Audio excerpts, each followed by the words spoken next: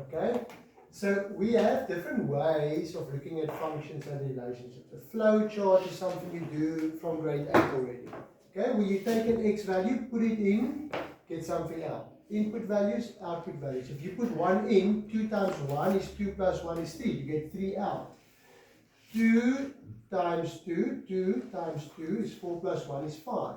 And then if you put 3 in, 2 times 3 is 6 plus 1 is 7. So those are your output values. But then we can also show it as a table. The table is your x values at the top, y values at the bottom, input values, output values. When you put 1 in, 2 times 1 is 2 plus 1 is 3. You get your same solutions. But here it's shown as a flow chart, here it's shown as a table. And then we start looking at graphs, functions, okay? Where we say you can also show this as a function, as a graph, where you get your line with your input values here, your output values there.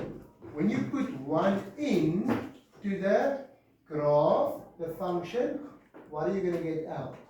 So when you put 1 in, 2 times 1 is 2 plus 1 is 3. So I'm putting 1 into my graph, I'm getting 3 out.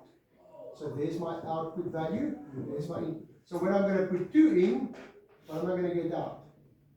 5. I put 2 into the function, 2 times 2 is 4, plus 1 is 5.